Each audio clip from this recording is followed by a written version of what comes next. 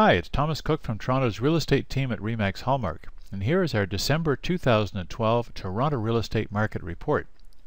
December numbers were down dramatically from 1 year ago, and significantly lower than the average over the last 12 years. We're going to talk about what's occurred in the December market as we go through this month's report. So, let's review some of the Toronto Real Estate Board statistics. December MLS sales totaled 3,690 houses and condominiums in all the districts. This sales number was down almost 20% from 1 year ago and 14.4% below the average for December since the year 2000. Condo townhouses and high-rise suites increased their share to almost 34% of the market, with 1,251 units changing hands. The December average sale price came just above $478,700, up 6% from this time last year. East of Yonge and south of Bloor in the CO8 downtown Treb district, the condo sales price average was $415,350, while west of Yonge in CO1, the average was $429,829.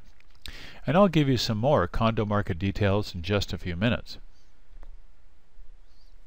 As you can see from this Toronto Real Estate Board monthly sales graph, December sales are below all of the past years since 2009, and the lowest since December 2008 after the world's economies imploded. Actually, these sales numbers are just over 500 homes below the December average over the past 11 years. Total MLS sales in 2012 were 85,731 houses and condominiums, back to where we were in 2004 to 2006. Hopefully, this market reality will get rid of the manufactured multiple offer situations and help remove unrealistic expectations from sellers and fears of overpaying from home buyers.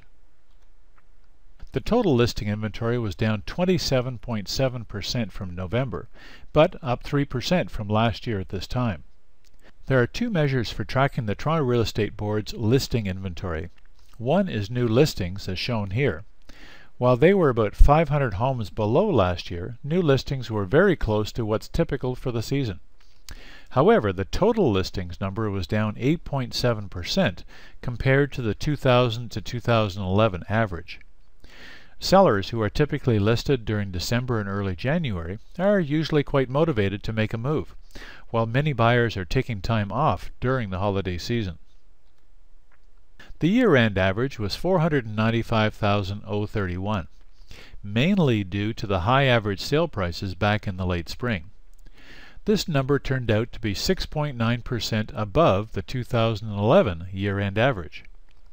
The sales to listings or percent chance of selling ratio is how we determine what type of market we're actually in. 24 to 28% is a neutral market, below 24% is a buyer's market, and above 28% is a seller's market. In December, that ratio dropped back 3.7% to 28%, down certainly from the 37.5% reached in December of 2011, and now just edging into neutral market territory. While the overall Treb average increased to 36, the days on market numbers for downtown condos east and west of Yonge were 34 to 42 days.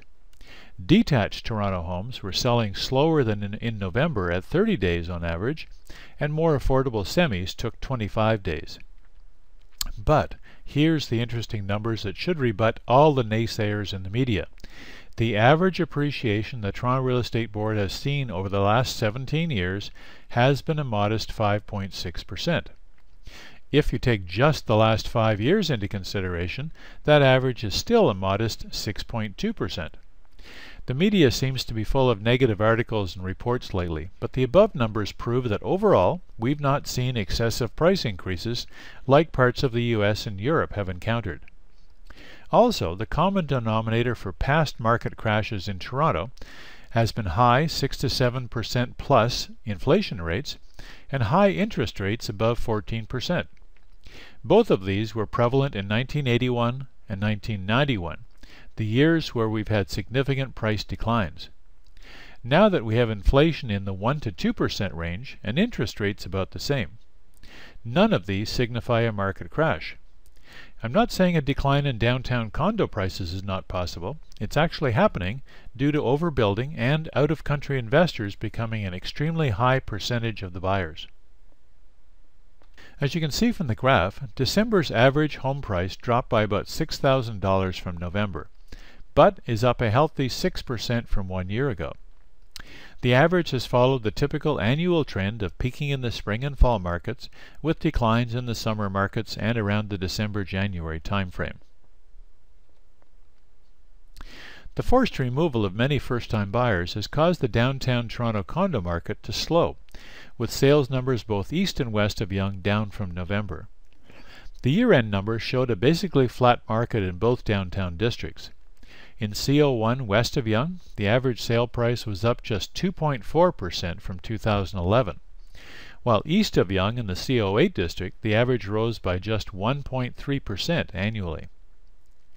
We also saw the ratio of sales to listings in CO1 drop further into buyer market territory at 16.2%, while CO8 was just slightly into seller market territory at 32%.